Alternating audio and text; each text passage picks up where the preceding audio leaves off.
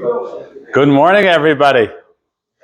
All right, continuing on in loans, we're now going to discuss the concept of arvus, being a guarantor for a loan. Most gemachs today do not lend money or anything sizable unless there is a guarantor, unless someone agrees to pay if the borrower defaults. Now, there are two types of guarantors. I assume we're going to get to both of them. One is called the standard arev, a guarantor, and one is called an arev kablan. Today in Eretz Yisrael, when they use a guarantor on a loan, they use something called an arev kablan often enough. In fact, most young couples in Eretz Yisrael cannot rent an apartment without an arev on the rental, for obvious reasons. And the difference between an arev and an arev kablan, the word kablan means to accept upon oneself, is that an arev kablan, the lender, is allowed to go to the guarantor even if the borrower does not default on the loan. And then obviously the guarantor and the borrower will work things out among themselves. Now, when a guarantor guarantees a loan and pays the lender, that doesn't exempt the borrower. The guarantor is allowed to go to the borrower and collect the money, no question about that. What we're going to discuss now is how does an arev obligate himself? What are the mechanics by which a guarantor obligates himself to pay a loan? Now, normally in Choshen Mishpat, speech alone does not create a binding situation. So how does a borrower obligated to repay a loan? Well, it's obvious when he takes the money, so that act obligates him now to pay the money back. When you purchase an item, you purchase it, that obligates you to pay money for the item. And that, l'chora, is something that we understand through basic logic. Well, a guarantor really doesn't get any money. In fact, a guarantor doesn't even need to write in a shtar that he's a guarantor. Now, obviously, if you don't write it in a document, you can't collect from property the guarantor has he sold after he became a guarantor. Obviously, you may get into a dispute with the guarantor. Did he, in fact, say that he'll be the guarantor or not? We get all that. But a guarantor, by words alone, by saying ani arev, l'chora, could be a guarantor. It's a very interesting thing. What words does he have to make him a guarantor? Furthermore, there's another problem with being a guarantor that we have to get around. That is that we have a principle, asmachta lo kanya. Was meint das an asmachta? And asmachta means, you could loosely translate it as a bet. L'mashal, I borrow $1,000 from you. And I say, listen, if I don't pay you up within X amount of time, so I'll pay you double without getting into the ribah shaylos. Or whatever it is. There's a machlokes, Rabbi Yehuda, Rabbi Yossi. Asmachta kanya, asmachta lo kanya. Rabbi Yehuda holds asmachta lo kanya. Why is asmachta not binding? Because the guy never thinks that he'll default. Well, does an arev, a guarantor, run into the problem of asmachta? If you become a standard guarantor for the loan, not an arev kablan, do you really imagine you're actually going to pay the loan? Depends who the borrower is. Well, that's true. We're going to get to that. But this is one of the biggest problems practically today we have in practical. I'm talking about ma'aseh b'chol yom. People scribble their names as a guarantor, and they never, in their wildest imagination, think that the borrower will default on the loan.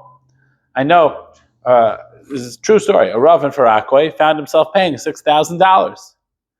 Someone came to him, a relatively young fellow. He thought he was helping the person out. Said they'll only give me a loan. I'll only borrow money if you guarantee it. He scribbled his name as a guarantor. And I think he never imagined that he would actually have to fork over the money. But by hiyayin, what happened is that the borrower as a young kid, in his early 20s. Sometimes people are a little bit foolish when they're that age. And maybe he thought borrowing money is like a joke. I don't know what he thought. But guess what he did? The gemach started calling him to get the money back. And what do you think the guy did? Blocked the cell phone number, right? It's easy to do on our cell phones. And that was the end of him. So, the gemach is not going to go through the secular court system to collect $6,000. Not that they're even obligated to. So they went to the guarantor. The guy's absconding. I want the money. He had to pay. So how does it make it binding? So the Gemara Bava Basra tackles this question on page 44. Very interesting. How do you know that an Arev enslaves himself, obligates himself to pay the loan where the gray is? It says in the Pasuk, Anochi Erevenu miyadi tavakshenu. Who said that? The first time Arev is used in the Torah, Anochi Erevenu miyadi tavakshenu, is by Yehuda. Right? What happened over there? Yaakov did not want to send Binyamin down. Two of his sons had already disappeared, Yosef and Shimon. And what did he think? If I send Binyamin down, he'll disappear too. And what did Yehuda say? Those famous words, Anochi Erevenu, I'll guarantee him. So we see that min ha-Torah, there's a concept of being a guarantor with words alone. You see a source min ha-Torah from the Torah itself. Maskef or Rav Chis says no. That's a stronger type of guarantor. That's almost like an Arev Kablan. Why?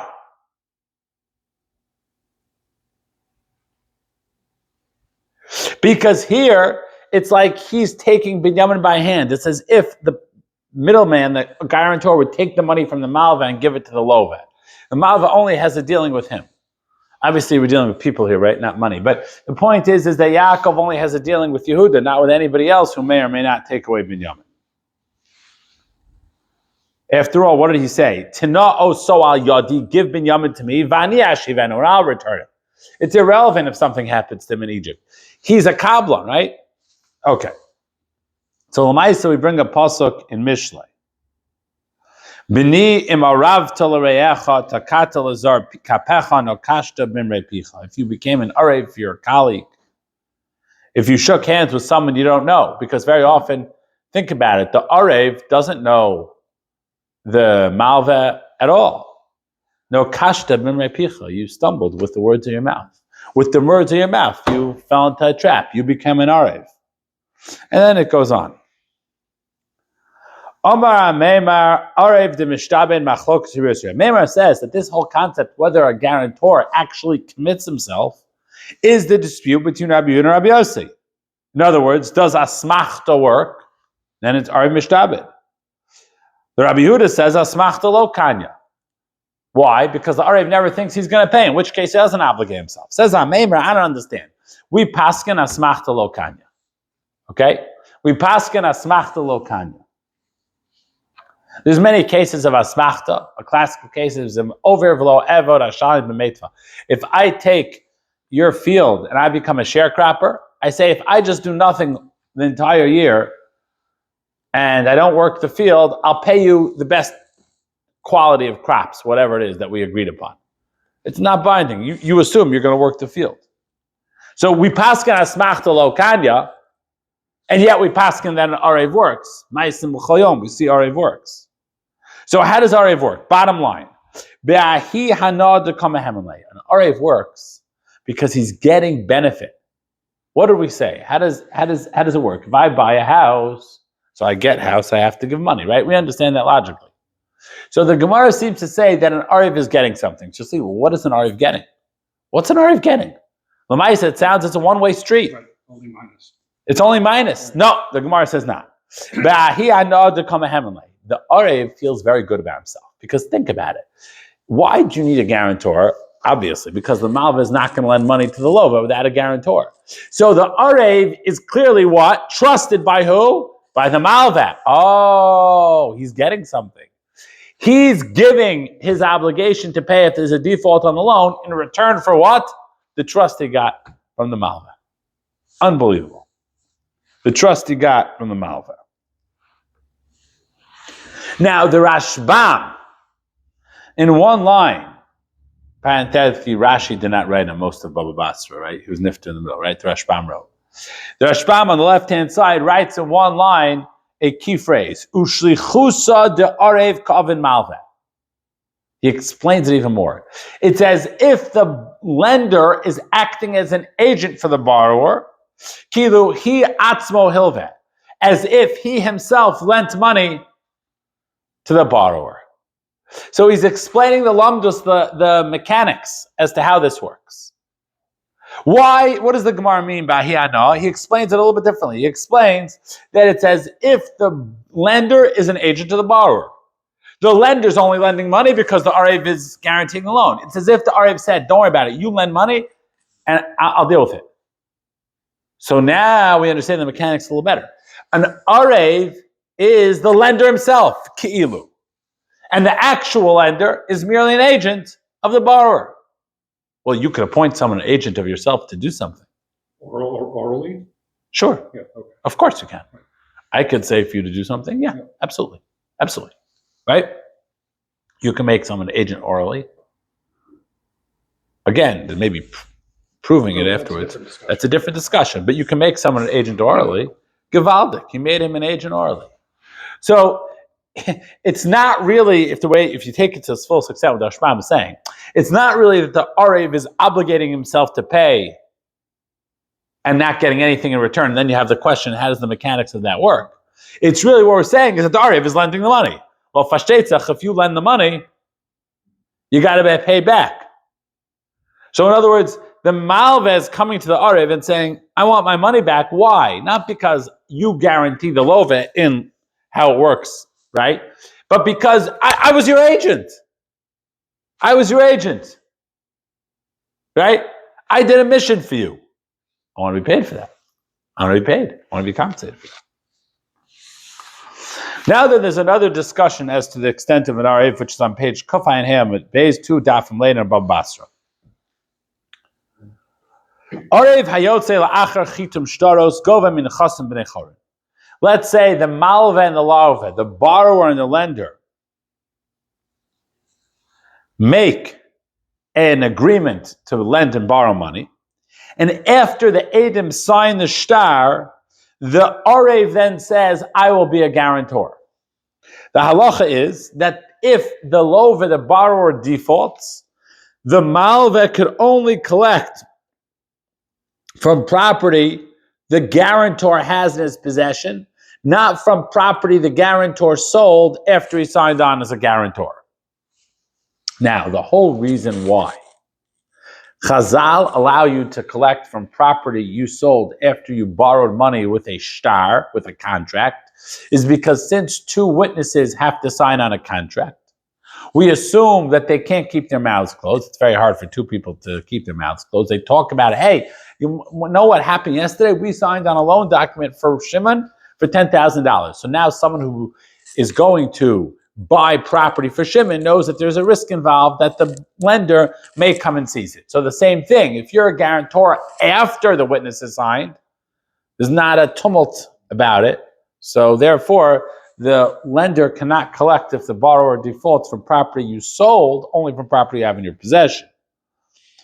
Ma'aseh, a story came in far Yishmael of Amar Gova min Chasim b'nei Chorin. He could collect from property the Arev has. There's a case where a guarantor came onto the scene after the loan was concluded. Amar lo Benanas. Benanas says no. Eno Gova lo min Chasim b'nei Shubadim v'lo min Chasim b'nei Chorin. Benanas says no. A guarantor that comes on the scene after the loan has transpired, after the document's been signed, you can't collect. As the Rashbam says, "D'chol arev shel achar matamos." Any guarantor after the money is given over, lo have arev. It's not really a guarantor, because what do we say is the logic of guarantorship? That the loan only occurred because of the trust of the guarantor, where there's no trust of the guarantor here, because the loan occurred before the guarantor. So it's just a statement, I'll be a guarantor after the loan occurred, is a meaningless statement. There's no mechanics by which he obligates himself to pay. Amar lo lama. They said, why is that you can't pay? They said to Bananas. Amar lo harei achone kesechad b'shuk. Let's say Shimon owes Reuven money, and he defaults. And Reuven finds him in the street and physically assaults him. Umatzo chavero, and Levi comes and finds Shimon being physically assaulted, and he screams out, hey Reuven, what are you doing? And Reuven says, what do you mean, what am I doing? This guy owes me $10,000. He hasn't paid up. You blame me? And Levi says, Hanach lo v'ani eten lecha. Just leave him alone and I'll give you. It's meaningless. Potter. Shelo al menesar aveo. The loan never happened from Reuven to Shimon originally because Levi was in the picture. Ela ezu arev shechayav helveyu v'ani nosim lach. The only the arev that's obligated is if I say lend him the money, and then I'll give it to you. Shekain ala minaso alveo, because then the arev, the only reason the loan is transpiring is because of the arev's choice, trust. So the bottom line, how do we paskin about all of this? And that is in another daf later in Baba Basra, page 46, fellas. How do we paskin? The Gemara says that Afi Shakile says Rabbi Shmuel is bananas. Even though Rabbi Shmuel praised bananas, halachas like Rabbi Shmuel, then an arev works even after the loan has been committed. Amr Avi Rabbi Shmuel, if you go to the end, Chanuk v'kanu miyado.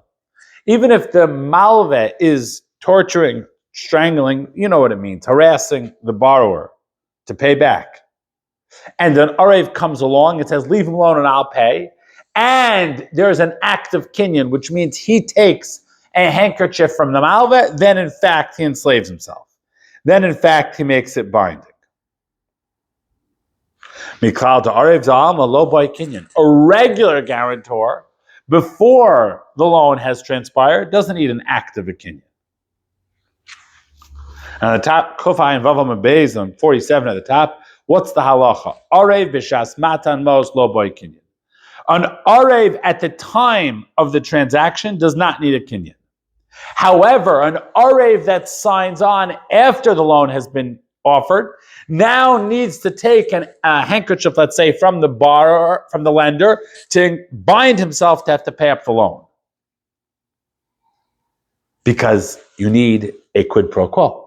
If you're obligating yourself to pay money, you need a quid pro quo. So if it's before the loan transpired, then we said, the benefit you're getting is that the malva trusted you. Oh, for that I'll give the money if the loan defaults. But if you're after the loan occurred, so what's binding you? You need an act of a kinyan. That's what the Gemara says.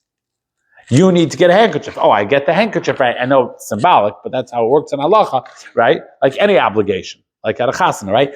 I take the chassan takes the handkerchief, and in return he obligates himself to pay the ksuba. The arev takes the handkerchief, in return he obligates himself to pay if there's a default on the loan. This is a fascinating Ramban. This is a amazingly deep subject on page 48. The Chidush Ramban. The Ramban of Basra wants to understand what is the distinction between asmachta, that we say doesn't work, we pass on Krav Yehuda, asmachta lo kanya, and a condition that does work. And he says it's very simple.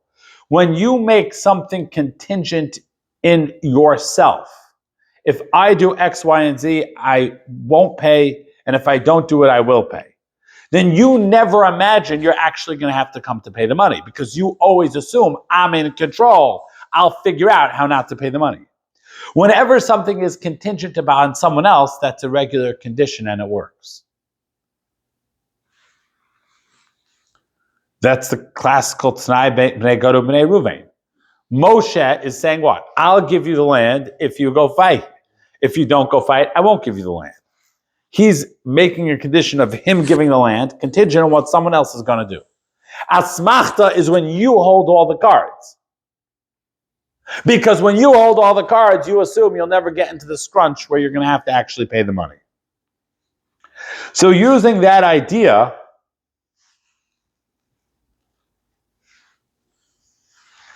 how does it work with an arev? Well,